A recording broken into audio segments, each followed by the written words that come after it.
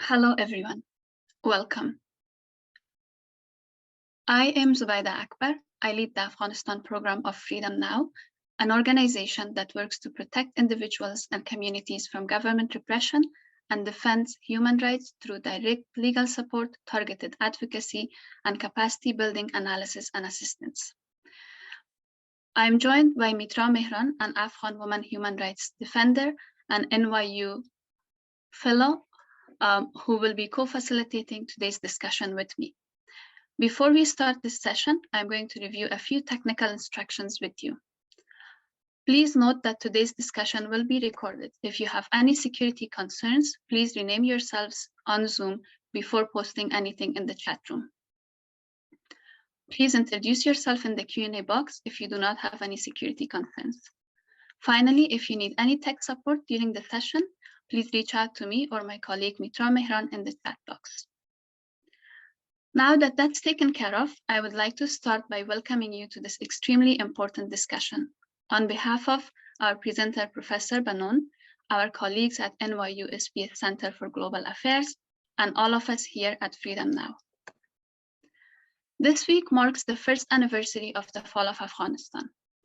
Since the full takeover of the country by the Taliban, Afghanistan has experienced a severe regression in women's rights.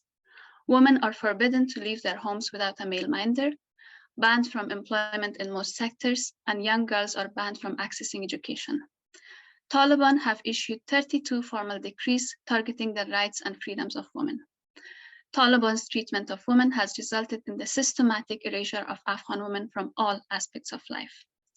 Afghan women human rights defenders refer to this situation as gender apartheid.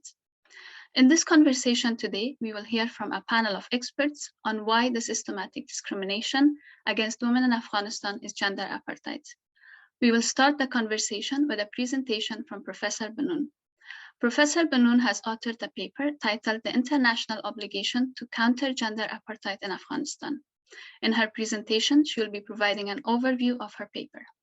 The presentation will be followed by a panel discussion of experts facilitated by Ms. Metra Mehran from NYU. Following the panel discussion, we will have time to address any comments and questions you may have. Please feel free to share them with us through the Q&A box throughout the event.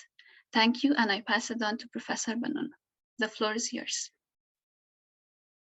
Good morning, good afternoon, good evening. It's really an honor to be with all of you today. I'd like to thank NYU for hosting. I would like to thank Zubaida and Metra and all of you for joining at the end of this very busy week. And I'd like to start by expressing my very strong solidarity with our Afghan colleagues as we come to the end of what I know has been a very difficult few days. And I just hope you know today how many of us are committed to standing with you in engaged solidarity going forward. And that's really what this event is about, trying to find better ways to support Afghan women human rights defenders globally. So in this quest for heightened international responses, I'm pleased to have the opportunity to share a paper that I wrote that Zubaida mentioned that tries to outline the gender apartheid approach. There's a short summary of this paper available on Just Security, both in English and in Farsi translation, and I've shared that in the chat. And the long version with all the legal arguments will be published in the Columbia Human Rights Law Review in November. So what I'm hoping is that this so-called anniversary week can be not the end of a difficult year, but the beginning of a year that can lead us to more hope and more effective ways of countering Taliban policies. So let me say a few words about why I wrote this paper. I've been to Afghanistan on 3 research missions going all the way back to the 1990s. And when I was a UN Special Rapporteur, I was very involved last year working with some of you on the evacuations. And I was very frustrated, as I'm sure so many of us were, by the way in which when we would go to governments for help, even sometimes with evacuating people who had been very close partners of theirs, these governments even some of the governments most involved in Afghanistan would refer us to NGOs or refer us to civil society, basically deflecting accountability. And so what I was really looking for in writing this paper was to try to find ways to ensure that the international community could not simply walk away from its obligations to Afghan women just by leaving the country. The problem was that in international human rights law, there's a real lack of relevant standards on second state responsibility. And so this is what led me, after some wonderful conversations with Afghan women human rights defenders, to the construct of gender apartheid as a means for achieving this goal. And you'll see an outline of the presentation that I'm going to give about this on the screen. So back in the 1990s, the feminist case, the women's human rights case for responding to gender apartheid as apartheid, was made the first time the Taliban took power by one lone UN human rights expert, and I'll say more about him in a moment. You see him on the screen here, as well as by a group of women's human rights advocates, including Afghans, including some from other Muslim majority countries. But Abdel Fattah Amor, who you see here, was from Tunisia, a very prominent law professor, himself a Muslim, and he really understood that what was happening was not about religion or about culture, but about politics. And he said very clearly in one of his reports as UN Special Rapporteur on freedom of religion or belief, with the long name that it had then, he said the Taliban has introduced what is in point of fact a system of apartheid with regards to women. And he pointed to many of the same restrictions that we are seeing today and was willing to stand up and actually in the UN call this apartheid.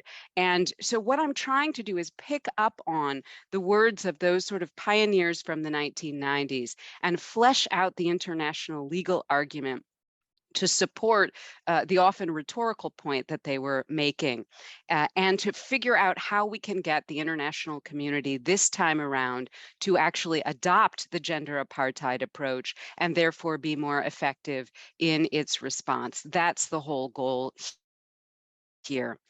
Now, to try to achieve these goals in the research, I drew from the academic literature, from the international norms, but I also conducted a series of 16 interviews remotely with Afghan women human rights defenders last year and early this year, because it was critical to me that the Afghan women human rights advocates were not just objects of this research, but they were participants in it whose views helped to inform it. And I think that's key to all the campaigning on gender apartheid in Afghanistan. This has to be Afghan women in the lead with global solidarity supporting them. So now I'm going to review a few key aspects of the paper. Time permitting, I said 5, but I may only get through a few of them, and we can come back to others in the questions and answers. So first of all, the obvious question is, what is gender apartheid? What does this term mean?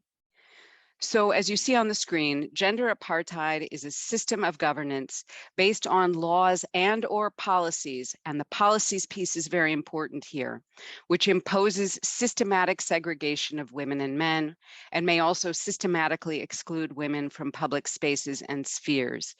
It involves systemic oppression of women. This is very important. This is discrimination as a form of governance. And it really defines women, as one of those I interviewed said to me, as being not as human as men. And in this regard, it mirrors in many ways the experience of Black South Africans under the racial apartheid regime in that country.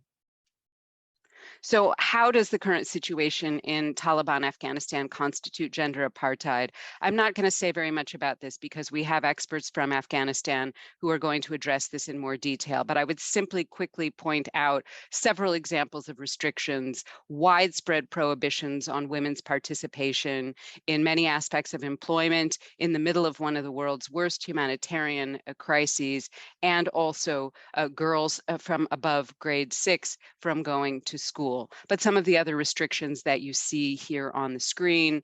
And what I think is critically important to remember is ruling in this discriminatory way is at the heart of the Taliban's ideology, and they oppress those who oppose these policies. This is archetypal apartheid. And I would say that almost all of the Afghan women advocates I interviewed agreed with the characterization of the country's situation as gender apartheid, mainly because they found it to accurately reflect the way in which the Taliban policies, as one said to me, remove women from government and society. They also ratified this approach because the apartheid framework was a key tool in improving the lived reality of Black South Africans in the past. And so I think this was also a source of hope. Now, I should say that the UN response and the international norms were only one component of anti-apartheid initiatives in the South African context, but they contributed to the ultimate success of those efforts with the end of de jure racial apartheid beginning in 1990. And I'm really arguing here that international law should learn from its own successes. This brings us to question 3. If the situation in Afghanistan constitutes gender apartheid, what is the added value of the apartheid approach? You know, is this just an exclamation mark? Is this just a rhetorical point? What do we get here legally, potentially, and in terms of campaigning? So international law has a very robust paradigm for dealing with apartheid, developed primarily between the 1960s and the 1980s in response to the situation then in Southern Africa. And this framework was really created due to the leadership of recently decolonized states. But I need to say immediately, of course, that this framework is explicitly drafted to respond only to racial apartheid and has not yet been formally deployed to address gender apartheid, as I argue it should be. And I'll come back to this slide in a moment, but what I'm essentially saying here is we need to make, as Charlotte Bunch would have called it, a feminist transformation of international human rights law in this area, and specifically a feminist transformation of the concept of apartheid, and that doing so makes international law appropriate for the 21st century, but is also potentially the most effective way to respond to Taliban Afghanistan 2.0. Now, it's perhaps worth reminding ourselves how change was made in South Africa. And I should say that it was, somebody reminded me this morning, a very long, slow process. So I don't mean to be overly optimistic in what I'm suggesting here. International political will and local political struggle were essential catalysts for change, and they came together in a kind of dynamic synergy. And I think that's what we need here again. As I said, newly decolonized states played a leadership role, and they saw this issue as a vital part of a larger struggle for the completion of decolonization and the achievement of self-determination. The African National Congress, which was leading the anti-apartheid struggle, was given observer status at the United Nations and carried out its own successful foreign policy. Highly publicized South African apartheid atrocities, such as the repression of the 1976 Soweto uprising, galvanized international opinion and action, and activists were very successful in making sure that that happened. The UN response and the international norms were only one component of a concerted Global South-led anti-apartheid initiative, but they created a powerful set of advocacy tools, and they helped mobilize global opprobrium, global criticism at the highest level for South African policy that, among other things, helped to break the deadlock on sanctions. And I was interested in looking at some of the work by South African academics themselves to understand how apartheid ended, and found this book called Ending Apartheid. And its authors looked at the range of factors that contributed to ending racial apartheid in South Africa. And they said, you know, there are many of them and it's difficult to weigh exactly which factors were the most important. But as you see here, they said what can be asserted with some confidence is that the changes that occurred in the norms governing state behavior were crucial. And that this really had an impact on the responses of other states who had to pay at least some deference to these norms. And it changed sort of the whole international status of South Africa, which became a complete pariah in what's called here the International Society of States. And I think that's what we have to try to do, perhaps not in exactly the same way, but in some ways with regard to Taliban Afghanistan. Though I stress the times are different, the context is different, but I think this is an example that we can learn from. Now, the most important of the racial apartheid standards was the International Convention on the Suppression and Punishment of the Crime of Apartheid, which came into force in 1976. And the whole reason for being, the raison d'etre of this convention, was to maximize implementation capacity at the international level. Apartheid was already a violation of international discrimination law. But what was needed here was to actually find more effective ways of actualizing that prohibition on systematic discrimination. And that's exactly what we need on gender apartheid as well. Again, I should note, this convention defines apartheid as inhuman acts committed for the purpose of establishing and maintaining domination by one racial group over another racial group and systematically oppressing them. So this definition is very much tailored to the situation in Southern Africa then, and it explicitly references race.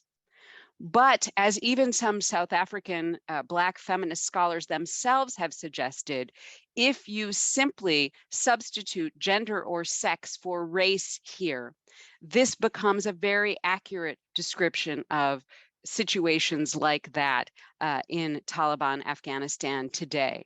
And the feminist argument is that the concept of apartheid can also be applied to other highly structured systems of control and oppression enacted by one group over another group on the basis of discrimination.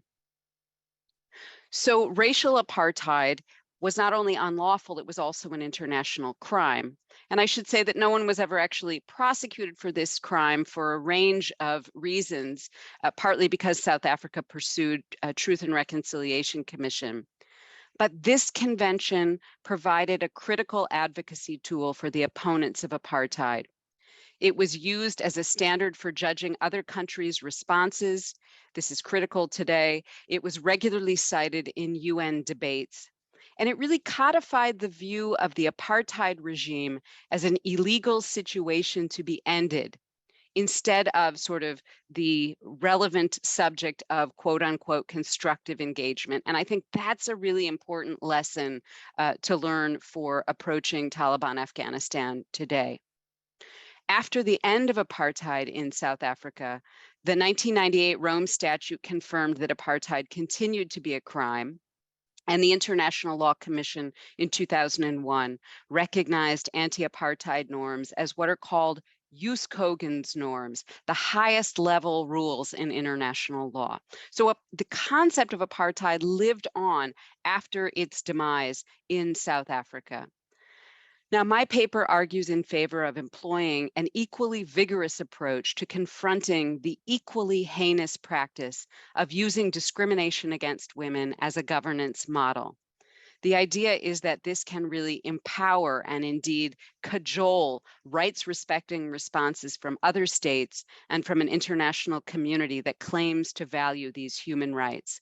Because I think what we're seeing is that international statements in favor of equality without appropriate action to back them up are really discrediting the Women's Human Rights Project and undermining the effectiveness of international approaches to the situation in Afghanistan. And I think this impact is really magnified now as we see a number of states actually participating in apartheid by sending all male delegations to Kabul. And this applies to some prominent international organizations as well. We also see some even promoting or supporting the Taliban internationally, as is the case with a few governments like China, Pakistan, and Russia. So this takes me back again to this slide. What is the added value here?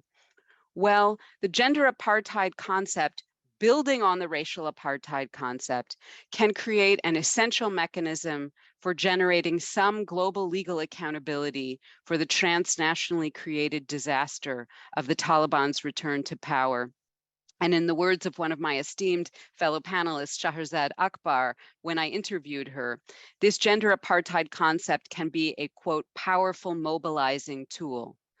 It enhances the mobilization of shame, which is a key international human rights compliance mechanism. And it really puts pressure on other governments, international organizations, and transnational corporations not to engage with the Taliban in ways that show tolerance for and help to perpetuate grave abuses. The term apartheid implies the pariah status of its perpetrators. It also elevates the status of the practice's local opponents. And I would say conversely, the failure to employ a heightened concept and an enhanced response to a regime whose well-known policies are this relentlessly misogynistic sends a terrible message to women everywhere that their rights do not matter. So there's a lot to be gained potentially from using this approach and a lot to be lost if this approach is overlooked. I'm not going to spend as much time as I planned on this slide. What are the principal legal and policy arguments in favor of the gender apartheid approach? I will simply say that the arguments I mentioned in the big version of the paper is that this approach is essential for fulfilling states' international legal commitments on sex equality, including in the UN Charter itself, one of the purposes of which is to end discrimination between women and men. And I also say this literally may be one of the only ways to realize the goals of international law and effectively tackle systematic Taliban abuses because they are so ideologically committed to those abuses. And if people have questions about these policy arguments, I will go over them in more detail in the Q&A. But I want to end quickly with a few possible policy consequences for Afghanistan of using the apartheid framework. And in particular, I want to focus on the second one listed here. The South African precedent, where the apartheid government was not allowed to hold the seat of South Africa in the UN, I think could really contribute to preventing the Taliban from being recognized at the UN going forward and being able to take that seat. It can also, the use of the apartheid paradigm can help us to scrutinize other states that are trying to normalize the Taliban for complicity with apartheid, which is a grave international crime. And finally, I think it could be a support to Afghan-led campaigns like #BanTaliban, which can be used to really put pressure on corporations like Twitter, social media sites, to really ban the perpetrators of apartheid and international crime from its platforms. So I think there's a range of consequences that we could think about. And let me just end by saying here that I think really informed by the words of the Afghan women human rights defenders who support this paradigm, and you see Horia Mossadegh's quote there on the screen, this week's anniversary should not be allowed to have been just a fleeting, sensationalized moment of attention, which normalizes Taliban rule. It needs to be the beginning of a renewed international effort to support Afghan women human rights defenders in realizing the end of Taliban apartheid. Thank you very much for listening, and I look forward to your questions and comments. Thank you so much, Professor Mehran, for the very timely research and the insightful presentation.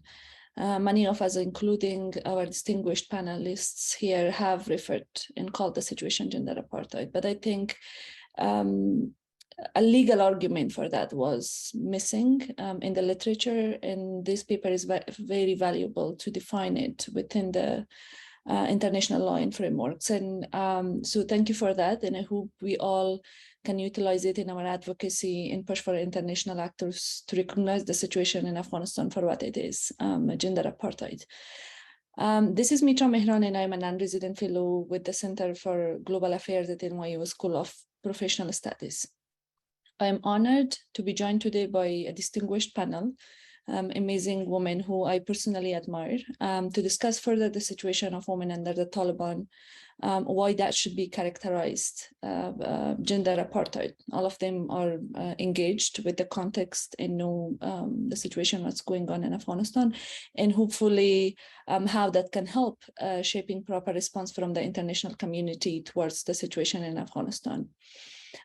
We have Ms. Shahrzad Akbar, a woman human rights activist and the former chair of the Afghanistan Independent Human Rights Commission. Ms. Zarqa Yaftali, the executive director of Women and Children Legal Research Foundation. And we have Ms. Azada Raz Mohammed. She is a PhD candidate at Melbourne Law School and also a human rights lawyer.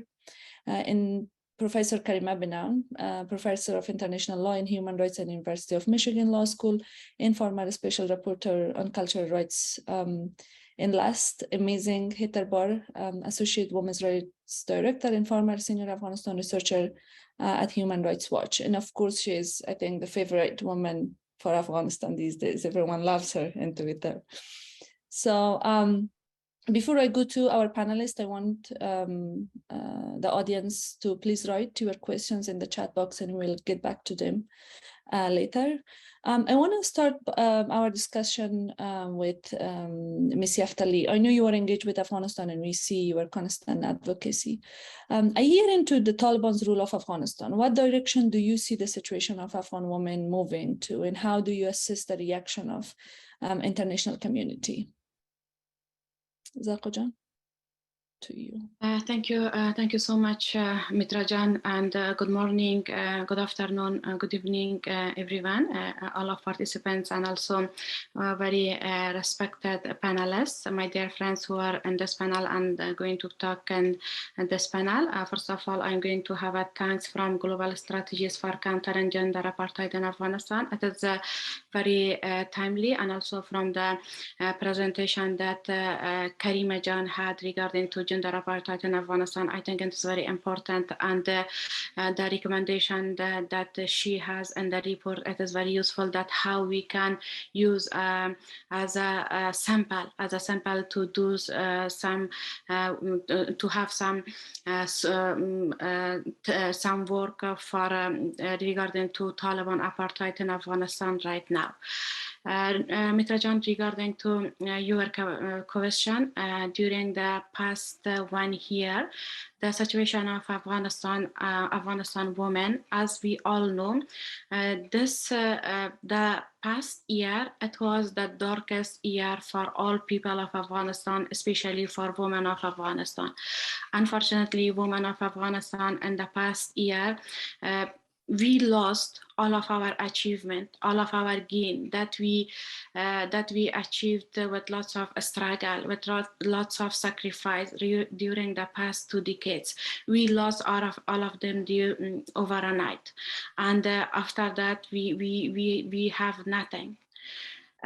In the past 1 year, women of Afghanistan faced with lots of problems, with lots of difficulties, with lots of deprivation of their rights, from the basic rights, that there isn't any obstacle regarding to access on that rights, not in the Sharia law and the Islamic law, and not in the laws and regulation that we have in Afghanistan, and not in the international convention and regulation. During the past year, we were the witness that women, more than 1,100 women, they lost their jobs. Those women, that they were ministers, that they were deputy ministers, they were judges, they were prosecutors, they were lawyers, they were journalists, they were writers, they were activists. All of them lost their jobs, and now some of them are in exile in the different countries, and some of them who are in Afghanistan Afghanistan, they are facing with lots of problems. They are facing with lots of threat, with lots of risk, and their life is not safe. They are fearing for saving their life in Afghanistan right now. More than 3 million girls, the school banned it for our 3 million, more than 3 million girls, and there is not permission for our girls, for our teenager girls, that they should go to school, and it is very problematic, because if we think for the future of Afghanistan, and if the situation continue, so there will be not an educated woman in the coming 10 or 5 or 10 years. So and we will have a generation that they are not even illiterate. So it is so on that time there isn't any sign from the woman participation. We will not have woman political, economic, cultural participation in the country. So it is very difficult that a society without more than half of its population it's going on, and it should be with the current norm and standard of international community and international society. And inside of this, we were witness that Taliban during the past 1 year, they announced more than 35 decrees regarding to different issue. But unfortunately, 13 of this decrees was about the limitation on women's rights, women movement. Unfortunately, right now, women in Afghanistan, they don't have allowed that they should go out without a male company of their family. I'm in close connection with lots of women groups in the different provinces of Afghanistan, because still we are working in Afghanistan. My organization, we are working in Afghanistan. Right now, we are working in the 12th province of Afghanistan, and it is very difficult. It is very difficult when you're going to work under a terrorist and extremist regime that they don't have a belief on woman as a human. So when they don't have, they are not identifying woman as a human. So it is very difficult that we are going to work for women's rights, women empowerment, and gender equality in Afghanistan right now. Unfortunately, 13 of these decrees was about limitation on women's rights. Right now, women in Afghanistan, they don't have the permission to go out from their family. Even they are sick, and they don't have even go to the work. We have lots of our colleagues in the different provinces of Afghanistan. They want to work. There is opportunity. We provide the opportunity for them to work with us in our organization. But unfortunately, they don't have a male company, a Mehran in their family. And because of this, they can't go. They can't go to the district. They can't go to the village without a Mehran. And this is the cause that they are not going to continue their work.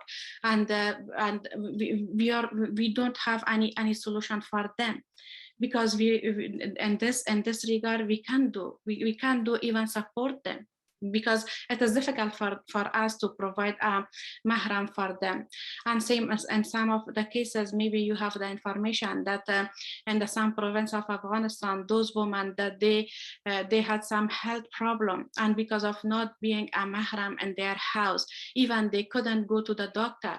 And we have some cases that women lost their life because of not being a Mehran in their house to go with them to the doctor for their treatment. So this is, and we were the witness that women during the past 1 year, they raised their voice.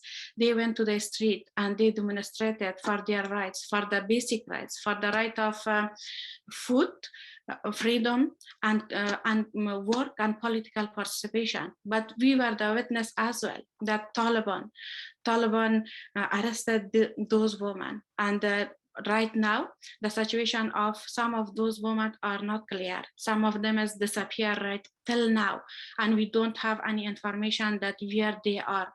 Some of them arrested, and some of them are unfortunately killed, and still it is not clear that even where is their dead body, because Taliban even didn't show their family that where is their dead bodies as well. So the situation of women in Afghanistan was very sad And from my perspective, according to the presentation that Karima Jan had, the gender apartheid, the Taliban apartheid is severe than South Africa and Afghanistan. And because of this, we need more solidarity. We need more support of international community with women of Afghanistan, to stand with women of Afghanistan, to support women of Afghanistan in this critical time. And regarding to reaction of international community, from my perspective, the international community failed to their commitment that they had to people of Afghanistan, especially with women of Afghanistan. During the past year, we were the witness that with lots of the advocacy, with lots of the struggles that women inside of Afghanistan and outside of Afghanistan done for their rights and for having the support of international community. But unfortunately, the international community, they were silent. They just wanted to see the situation of Afghanistan. They wanted to be a witness of violation of women's rights in Afghanistan. And so because of this, they have not did their responsibility regarding to situation of women in Afghanistan. The evacuation process and the last one here, it was a failed process as well. Right now, there is lots of women inside of Afghanistan, like lots of women leaders that they are facing with lots of threat, with lots of risk from the Taliban, but they are still in Afghanistan. Unfortunately, the international community evacuated those people to the West countries that there wasn't any risk for them from the Taliban side. Now we are seeing that in the different countries, those people that the international community evacuated them to the West, they started lobbying for the Taliban. They started advocating for the Taliban, and they are asking from the different governance for recognition of Taliban in the international community. So my request from the international community is that during the past 1 year, we were the witness of all of your nice, your beautiful concerns, your beautiful statements that you share regarding to situation of women in Afghanistan. But from our perspective, it is not enough. This is not the solution of the current challenge and problems that women in Afghanistan are facing. So I'm asking from the international community that please go out from your beautiful statements, because we are women of Afghanistan. I'm a common woman from Afghanistan. I have a stand, I share my concern. We have different statements from our different groups regarding to crimes that already is in Afghanistan against women. But I'm asking from international community that tell you are not going out from the nice and beautiful papers, your statements, and that if you don't have any action, any realistic action to support and to show your solidarity with women of Afghanistan, I think the situation will be going on, and the gender apartheid will be severe than today in the future of Afghanistan. And if we don't have the support of international community, and if they have not showed their real support, their honest support with women of Afghanistan in this critical time. And also the economical crisis is one of the another problem right now in Afghanistan. And the main victim of economic crisis and humanitarian crisis in Afghanistan is women of Afghanistan. In this regard as well, the international community, they have not do anything. We are seeing that the international humanitarian assistance is going to Afghanistan by UN agencies, but the local partners are almost main lead organization, and they don't have any interest to involve women. They don't have any interest to have women as a worker, as a humanitarian worker in their organization, because women can identify those women that they they are facing with critical economical crisis, and then these women can support those women that they are living in a very bad economic situation, and through this they can support women and their children and their family.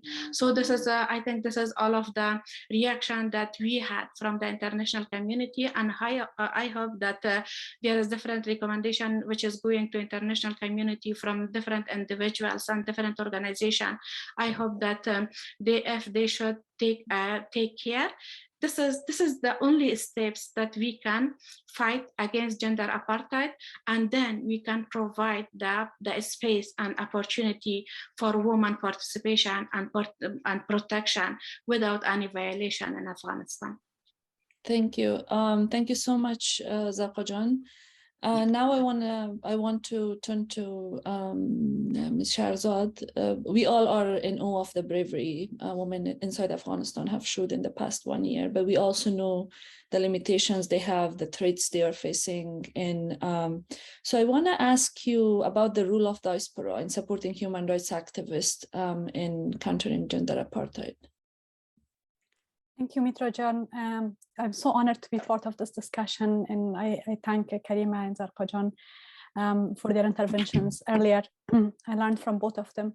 A year in, Metra Jan, it's really time for us, I think, for Afghan women activists in the human rights community of Afghanistan and diaspora to think about the role that we could have, the do's and the don'ts in terms of supporting actors on the ground. I think the most constructive role for us is not to see ourselves as leaders of the human rights movement, but as people who follow and facilitate the leadership that exists on the ground. Because not only people on the ground, female protesters on the ground, not only they have exemplary courage, courage that humbles me on a daily basis, but also they have a sense of the context and the reality that it's hard for us to have from outside. Of course, this is not 1990s. I'm in touch with people in Afghanistan every day. I'm sure all the members of the diaspora community are in touch with activists, with colleagues on a daily basis. You don't have to rely on a Soraya phone like we did the first time Taliban were in power. And there's social media, which allows people from inside the country also to voice their concerns. But still, I think the fact that we are outside, at least for me, I'm always conscious of the fact that I don't have as much of the context as someone who is there living that reality on a day-to-day basis.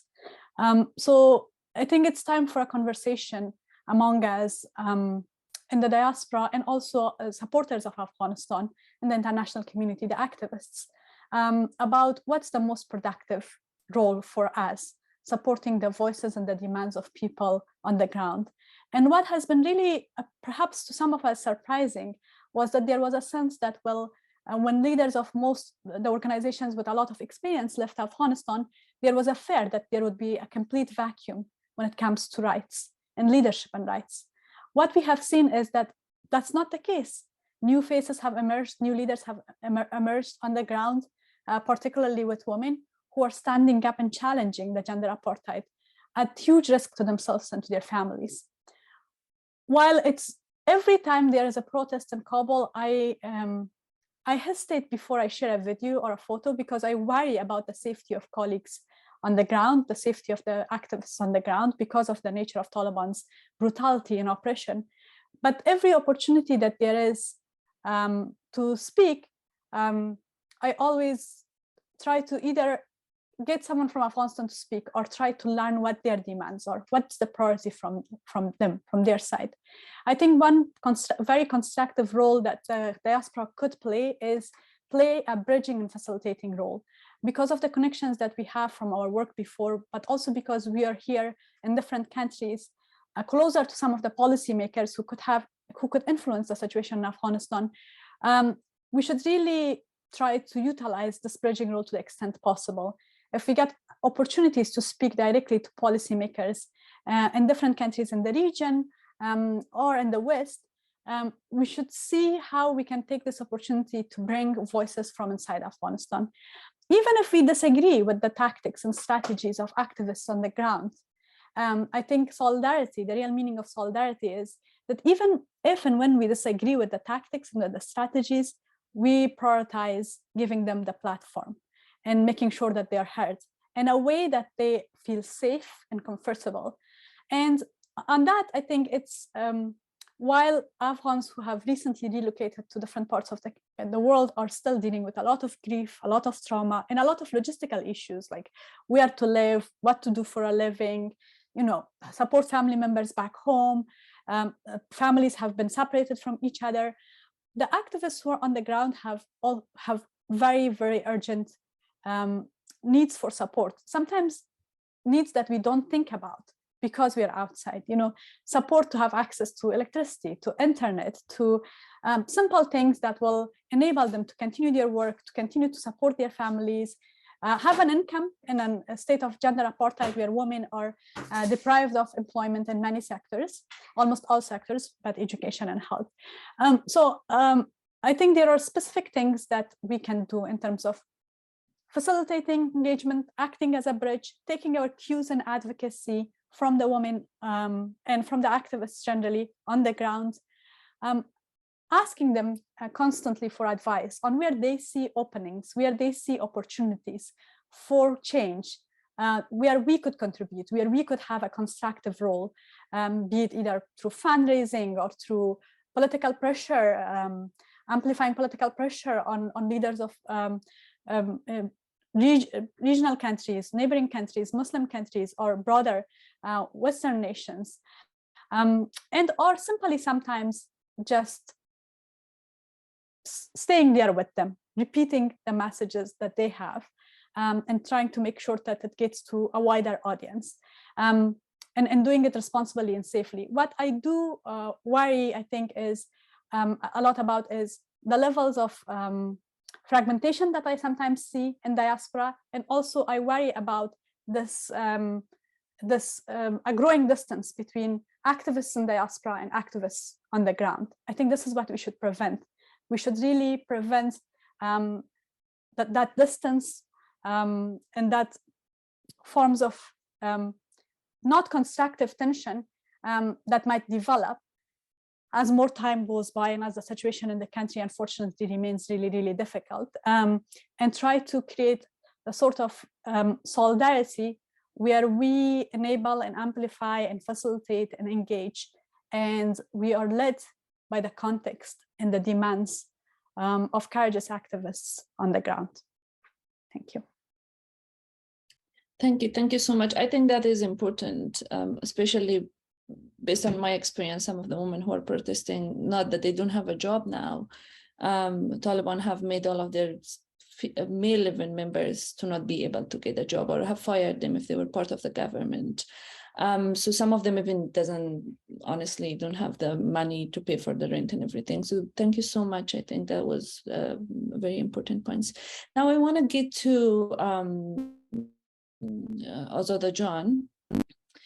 So based on your experience, and now we know that there is a total vacuum of legal structures in Afghanistan, with the Taliban's failure to respect the most basic human rights of people of Afghanistan, specifically women. What will happen in the future if the international community doesn't do more to support Afghanistan and Afghan women and pressure the Taliban on respecting human rights? Thank you so much, Metra John, and thank you so much for inviting me to be part of such a prestigious panel. And it was an absolute delight to hear the presentation of Professor Benon and also the remarks of Zarqa John and Shahrzad John, and solidarity with our Afghan women. And I'm also an awe of their courage and bravery that they are actually demonstrating these days. That's a very good question, Metra John. The gross human rights violations taking place in Afghanistan in terms of their gravity and scale can be considered a grave crime of international concern, not only for Afghanistan, but the international community as a whole, as there is a terminology under the International Criminal Court.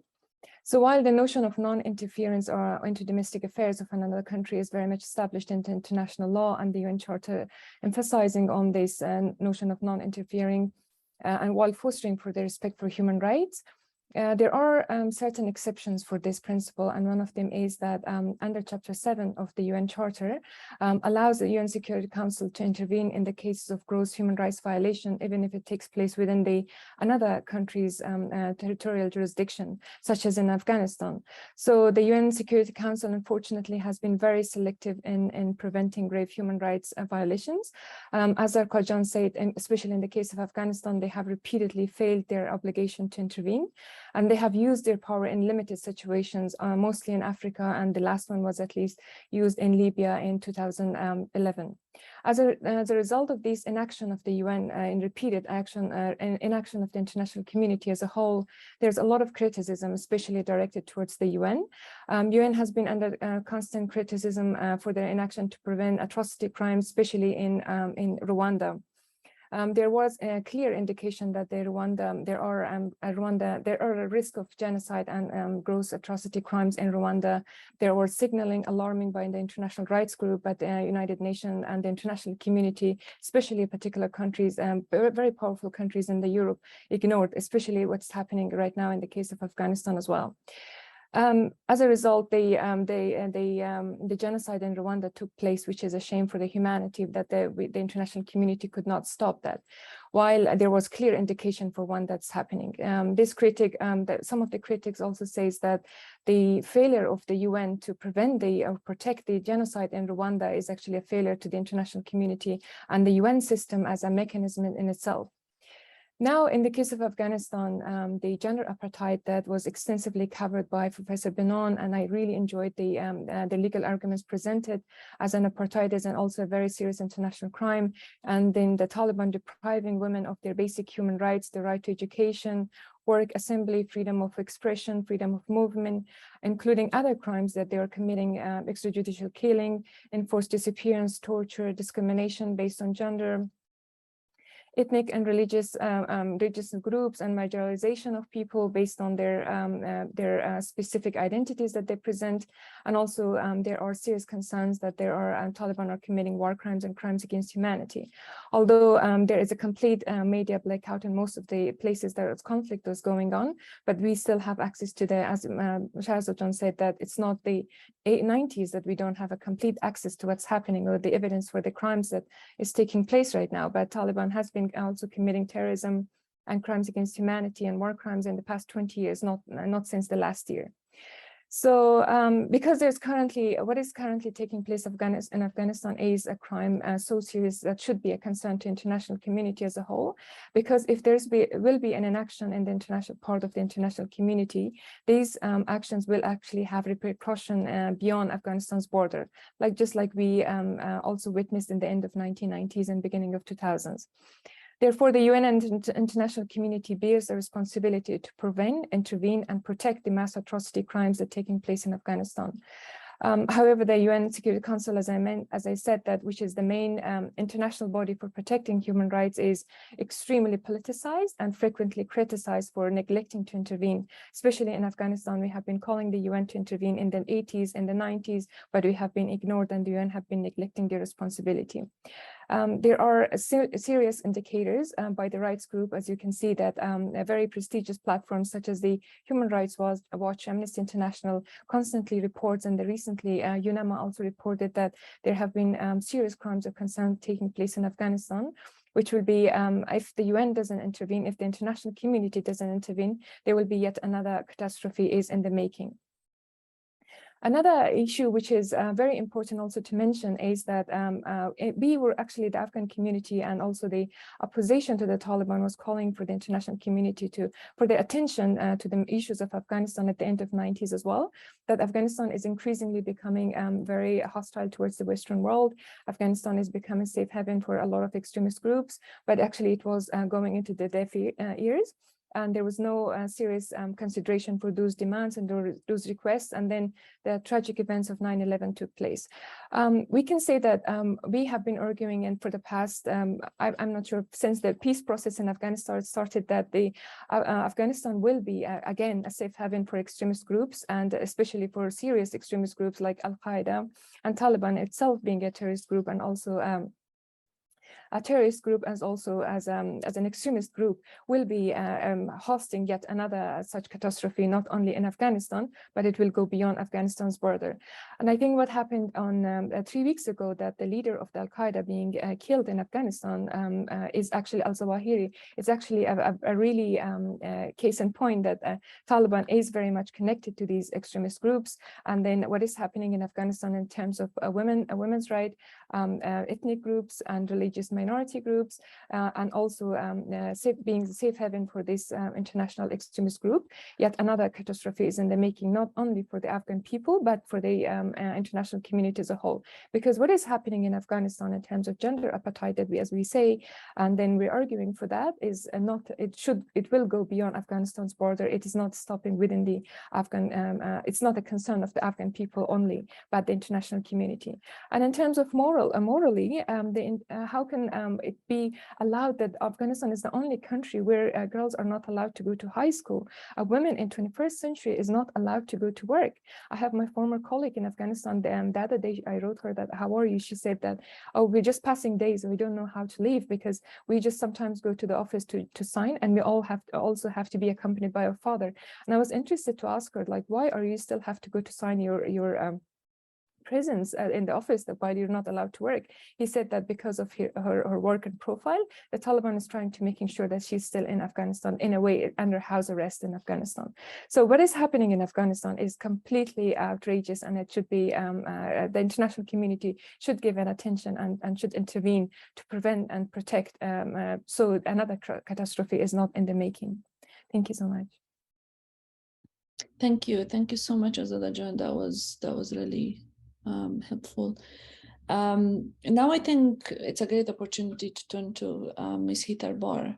My question to you has manifolds. From the point of view of an international human rights organization that has used the label apartheid to describe other countries' situations in the past, what do you see as some indicators of gender apartheid in Afghanistan? And what support organizations like yours or other human rights organizations can offer to Afghan women in getting gender apartheid in Afghanistan recognized?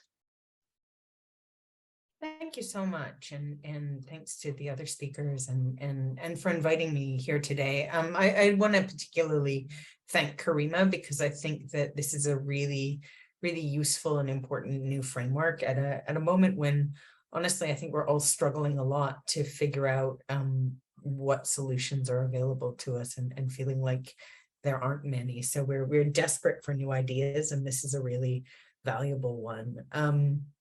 I think, I mean, just to, well, I'll start by saying, I mean, I think the first person that I noticed sort of using the term gender apartheid regularly, frequently, emphatically to talk about the situation in Afghanistan was Horia Mossadegh, who you've mentioned, Karima.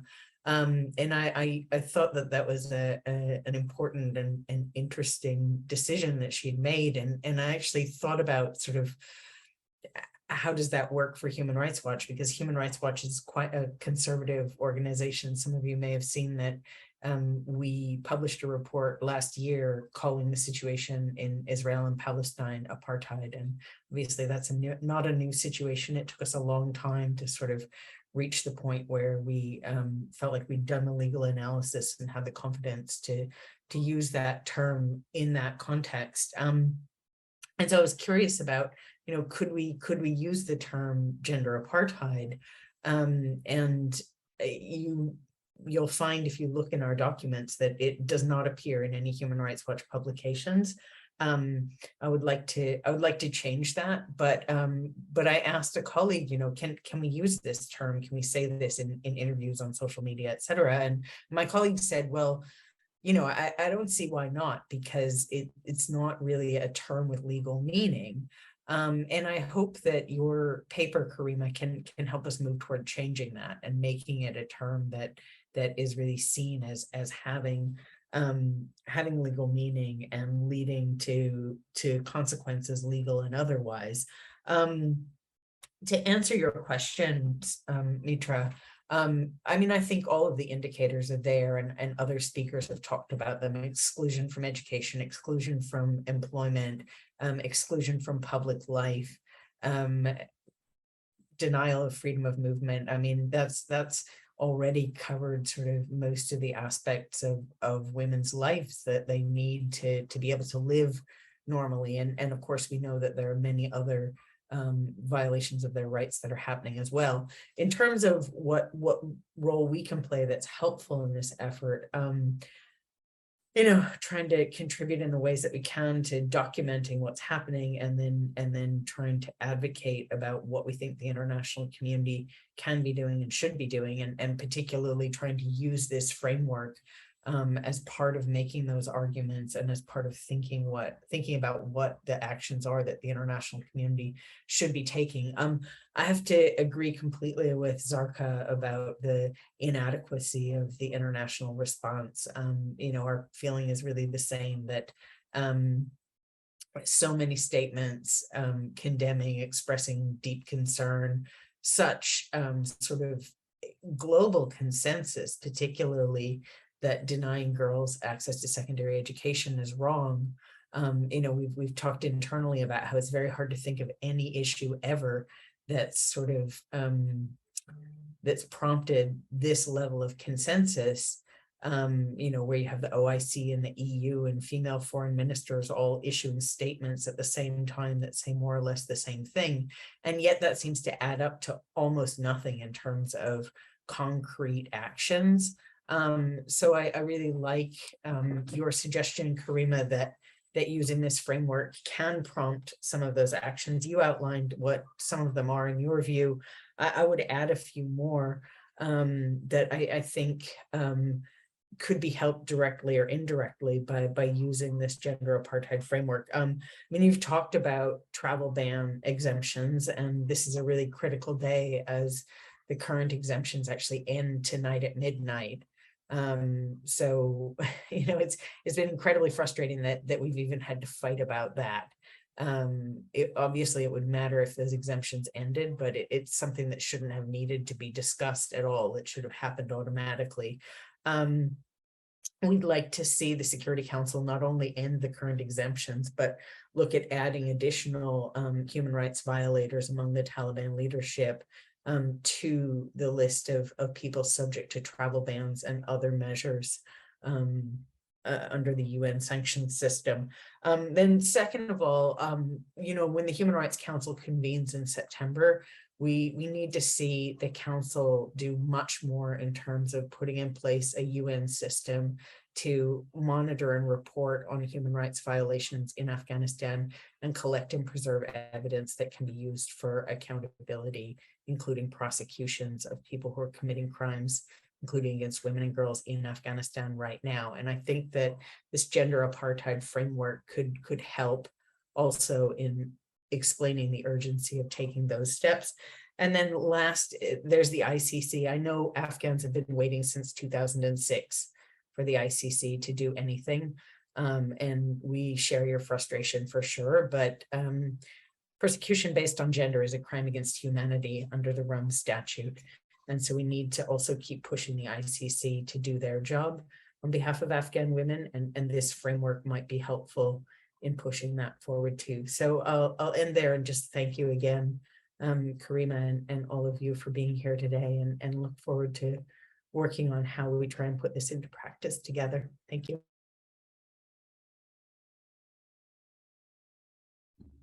Sorry. Thank you so much. Now I want to get back to Professor Benan before getting to the questions we received from the audience. If you can tell us what can international law offer to the women of Afghanistan at this point, and also what are some positive examples in case of success, and what are the next practical steps to replicate those? Thank you very much. And I really want to thank all of the panelists for their very insightful comments. And I think there are some themes really jumping out from this conversation. One is that we absolutely have to get beyond statements and move to action, and stop sort of making ourselves feel good with all these pronouncements and condemnations, and figure out how to realize those in some way. So what can international law offer? I'm modest about what my discipline can do, but I think we have to make use of the potential that is there. One thing that I think is very helpful in international law is that it clearly rejects cultural excuses or claimed cultural or religious excuses for violations of human rights. This is another reason that I think the apartheid framework is so important, because if you look at the jurisprudence of the International Court of Justice, in the Namibia case, for example, they did not care what the motivation was for apartheid. And the South African government also claimed a religious justification based on its interpretation of the Dutch Reformed Church for practicing the systematic subjugation of Africans. The ICJ said that argument was irrelevant. There was no possible justification for apartheid.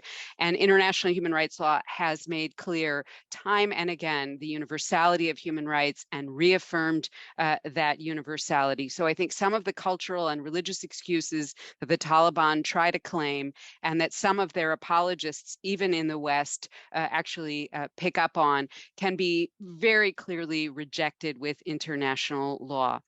Another aspect, I think, is to always have international law as the framing device for government policy, that we demand that governments have to take action vis-a-vis the Taliban and vis-a-vis Afghanistan within their international legal obligations on gender equality, going to the UN Charter itself, going to every instrument in international human rights law. I think that this is critically important. And as a policy commitment, and this is not law, but a policy commitment, governments have committed to achieving gender equality by the year 2030 in the Sustainable Development Goals, in the Agenda 2030. And so they have to act towards Afghanistan in a way that is in agreement with that policy commitment that they have all made. I think we can start actually trying to creatively adapt the apartheid framework, and I'll give one example of that. And we tried to do this even without a formal change in the law. So when the Taliban decreed last fall that they were going to ban women and girls from participation in sports, although there was then a debate about whether they were actually going to do that, but they made that statement.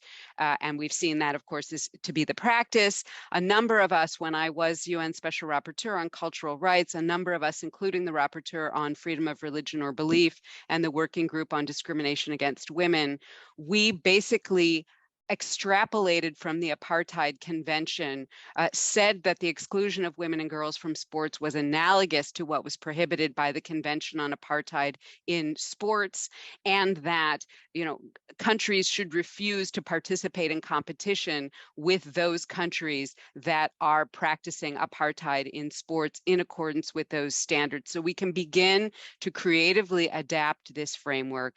And then we can also think about some actual transformations that we can make. One of the people in the Q&A suggested, for example, a general recommendation by the CEDAW committee on gender apartheid, so we can also begin to transform the law, but there's nothing to stop us from working with it in the meantime. And I want to stop there because I want to hear from others, but much more I could say in this regard. Thank you for the question.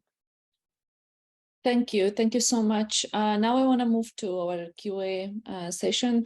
I want to take this opportunity and thank our audience for being here with us and for the questions. I want to go to Azada John first, because I know that she is engaged with this through her work. So the questions we have received is two, so if you can merge them and answer. The first one is, which international mechanisms could the Taliban be held accountable for their human rights violations? And also someone else has asked that Afghanistan is already in consideration in the International Criminal Court for alleged crimes against humanity in the past. Could the ICC investigation apply to the present too? And she writes that I note the challenges that the Human Rights Council has not created a mechanism to compile court files, though mandated a special reporter to investigate. So if Azada John shortly Thank you so much, Ms. Rajan. I think those are very good questions. I will start answering by the first question, which will also complement the second question. So the ICC started as its investigation, as it was indicated by Heather as well, that in 2016, unfortunately, because of the challenges and lack of cooperation by the government of Afghanistan, resulted in 11 years of preliminary investigation into the crimes that after that, they submitted their papers to findings to the pre-trial chamber in 2019, seeking the authorization for formal investigation, which means that ICC has a pre-trial chamber system that they start preliminary investigation and then they start formal investigation, which because of the politicization and international criminal law as well was rejected, because saying that it's not in interest of justice because Afghanistan is going through a peace process, unfortunately. But with the support of a lot of rights group and also victim groups, and the officer prosecutor, I think it was Fatou Bensouda, then the lead of the ICC officer prosecutor, and they managed to appeal this, and luckily it was overthrown, and then the formal investigation was granted into the situation of Afghanistan. So can ICC actually look into the crimes that is actually committed right now? Yes, ICC can absolutely have mandate to jurisdiction to look into the crimes that is happening since last year.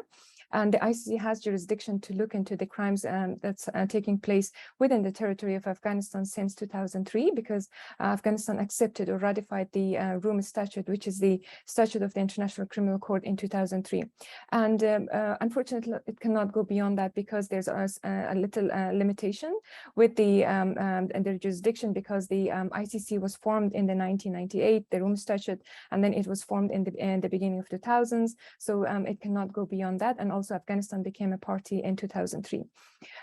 What happened last year after the Taliban takeover is that the new prosecutor, Karim Khan QC, said that he deprioritized the ICC investigation to the situation of Afghanistan. He said that initially the office of prosecutor was looking into three parties. It was the Taliban, the CIA or the US forces, and also the Afghan army. Afghan army unfortunately is dissolved now. The CIA is very politicized, as you could tell that there was a lot of sanctions imposed on the ICC, although they are now removed.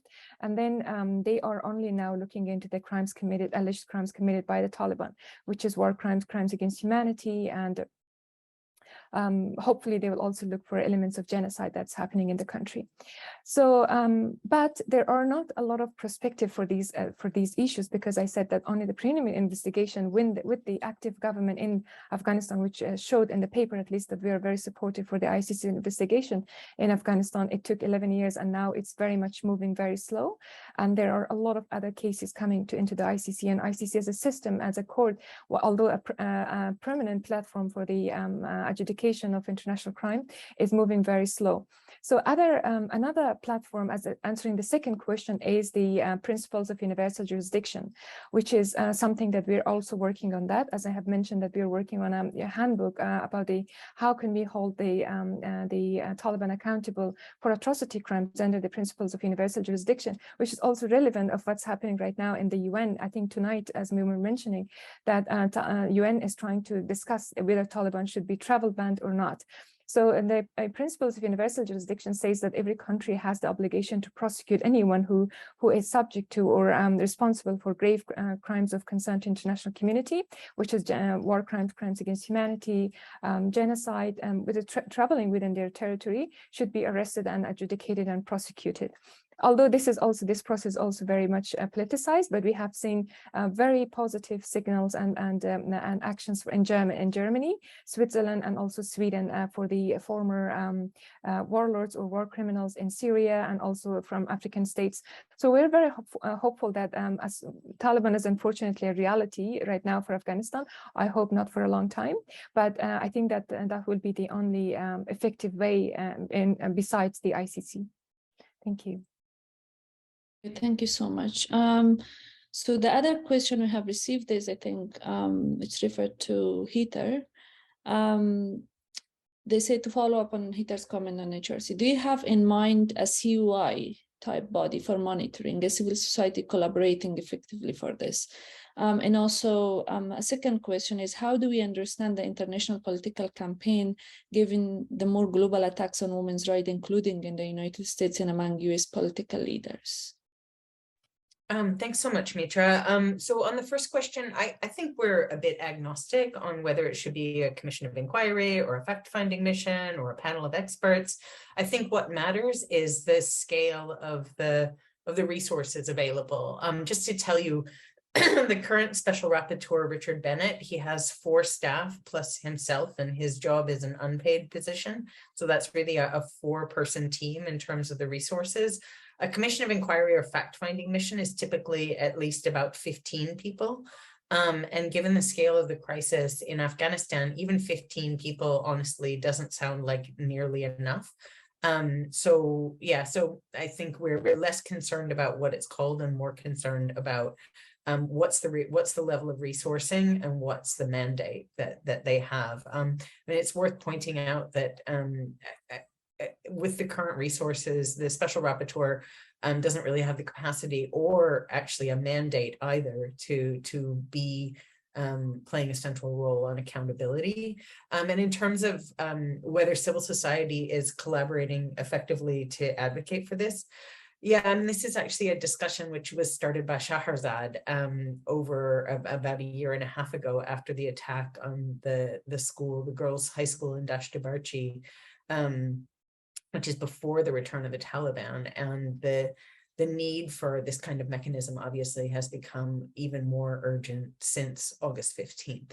And so I think there is a group of organizations, including Human Rights Watch, Amnesty, and many others who are working together very closely on this, and we'll be pushing as hard as we can in September. The EU is playing a lead role on this in the Human Rights Council. I don't know how far we're going to get them to go, but we're going to do everything we can and invite all of you and anyone who's watching to sort of help with that effort in any way that you can. The second question, quickly. I mean, it's absolutely true that there are alarming attacks on women's rights happening in other countries other than Afghanistan, and the US is notable in that regard with the rollback on the rights under Roe versus Wade. I think there were already a lot of reasons to stop looking to the US for help so much.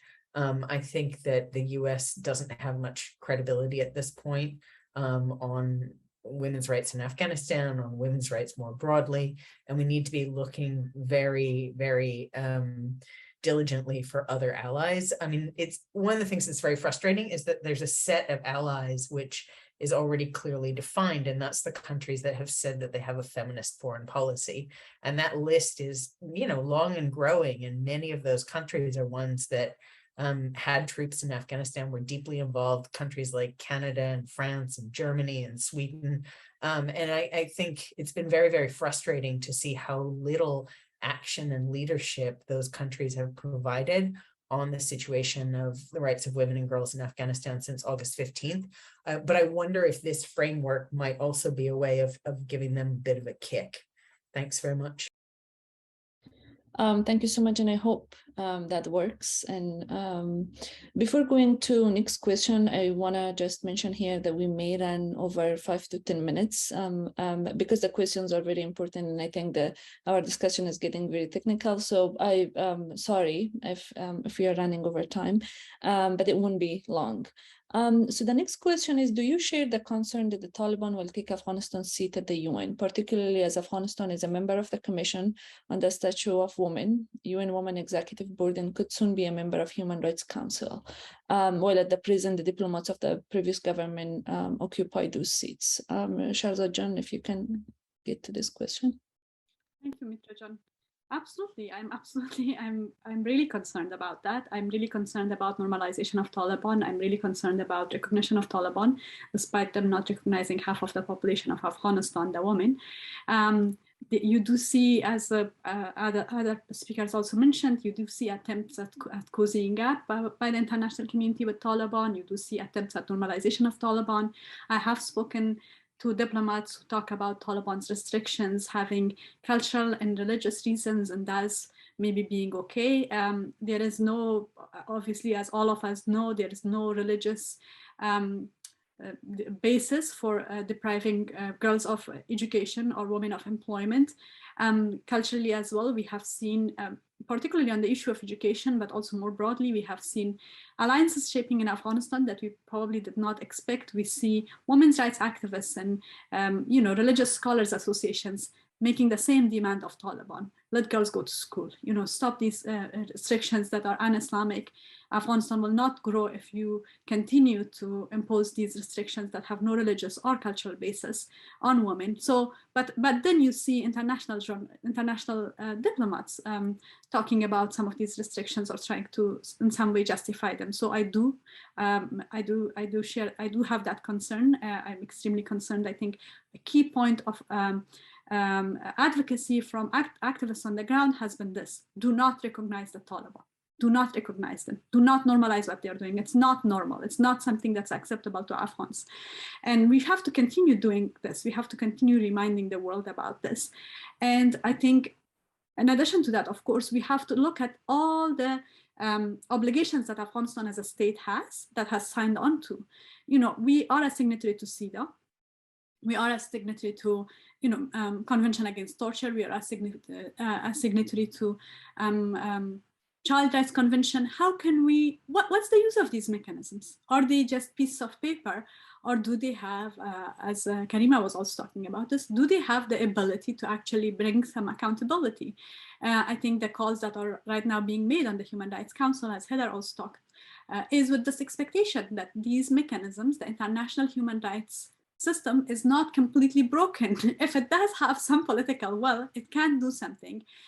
Maybe they will prove this assumption wrong. Maybe it is truly broken, or it acts in ways that are discriminatory. I hope not. We are pushing because we think that there is still some room in the international human rights system to do something for the rights of Afghans, particularly the rights of Afghan women that are being, they are being discriminated against in such a way that we are calling it a gender apartheid. Thank you so much. And from the discussion, I think it's very obvious that we all are frustrated with how UN has not been responsive. And so I hope we see more from them. I go to the next questions, and I think both are posed to Karima John. The first one is, they thank you for the great presentation and ask, is there opposition, not the Taliban, to this framework and its application? Who, from, and why? And the other question is, it says, as a human rights lawyer and historian, I would like to understand the choice of gender apartheid versus other possibilities such as slavery. It looks like enslavement to me, but I would like to understand why apartheid is a better legal term. Thank you very much for these questions. So is there opposition to using the gender apartheid framework and not opposition from the Taliban and its supporters? And the answer to this would be, of course, yes. One of the ways you get pushback is to say that race and sex are treated differently in international law, that the prohibition on racial discrimination is clearly recognized as what we call a jus cogens norm. Sorry for the technical international law term, but the highest level norm in international law, whereas sex discrimination has not explicitly received that sort of recognition. And I think we can respond to that in a number of ways. One is you go back to the UN Charter and you see that race and sex are put on an exactly equal footing. And in fact, the Universal Declaration of Human Rights tells us that in the UN Charter, the peoples of the United Nations affirmed the importance of the equality of women and men. And if you look at the covenants on human rights, you see also race discrimination and sex discrimination on precisely the same footing. And then you actually see a heightened emphasis on achieving equality between women and men. There's the general article on discrimination of many kinds. And then there are specific articles, Articles 3 in both of the covenants on human rights, requiring equality between women and men. So if anything, there's actually a heightened attention on this form of discrimination. And we've also seen, and I'm sorry, again, this is very technical international law, but in the inter-American system, we have seen recognition of the prohibition on discrimination generally on any basis as a jus cogens norm, so highest level norm in international law. So having an integrated and holistic view of equality. Some of the other areas of pushback, again, have to do with cultural relativist arguments that, as Shahrazad so rightly said, have been shockingly embraced even by some on the left, even in the West, sometimes on the left, sometimes in academia, sometimes on the right, for all sorts of political reasons or kind of fashionable cultural relativism. And there, I think we clearly need to use international law to push back. One of the other ways people have opposed this is to say that the Afghan situation doesn't involve settler colonialism, and therefore the apartheid concept cannot apply. And I have to say that while that was the context in Southern Africa and in South Africa, there is no requirement in apartheid law itself that such a connection exists. And there are other modes of oppression that can be recognized. And I think what we have to completely reject is this idea that somehow the treatment of women and the subjugation of women is an internal issue, which is less important than things which are seen as international issues. We have to recognize all of these forms of systemic oppression as requiring the highest level international responses. Why not use the concept of slavery? I mean, I think one could use many other concepts, persecution, gender-based persecution, for example, and we're seeing some attempt to prosecute this crime, which has been sort of overlooked at the ICC in that context with regard to the situation in northern Mali. There are other concepts, but what I would say is that none of them equally references the issue of international accountability. The point of the apartheid framework is that when discrimination is the form of government, it is impossible to get the government itself to change. It has to be pressured to do so. And that is exactly what the apartheid framework was about. So I think we can try many different avenues, but for me, this is the one that offers the most hope right now. Thank you. Thank you so much. And I would like to thank our distinguished and esteemed panelists, Shahrazad Jan, Zawqa Jan, Azada Jan, Ms. Hitar Bar, and you for this lively discussion. And thank you, our audience, for the questions and making our discussion very engaging. And I really hope that this panel be the start of a continued discussion and conversation on characterization of what's happening in Afghanistan as gender apartheid, because I believe that will help us in international actors to come up with right mechanisms, at least to help what's happening there. And now, Professor Benaoun, I want to pass it to you. To summarize the discussions, and also I will appreciate it if you provide us with an overview of a way forward, how we all can engage in this to make it happen. Thank you so much, Metra Jan, for your expert sharing. It's really, I think, been a very rich discussion. And I hope we will see this not as an end in itself, but the beginning of a new level of concerted global work in support of Afghan women human rights defenders. And I think, to me, that is another overarching theme of the discussion, the need for coordination. Shahrazad talked about the problem of fragmented responses in the diaspora, but I think we're also seeing fragmented international responses. And I think this idea of a coordinated response is another sort of important takeaway from the apartheid framework. I would like to see the launching of a global campaign against gender apartheid in Afghanistan, with Afghan women human rights defenders on the ground in the lead, supported by Afghan WHRDs in the diaspora, and then also, in the next rank behind, supported by those of us working globally. I think that could really lead to change. I've proposed a discussion at the meeting of the American Society of International Law next year on this issue. We'll see if that's accepted.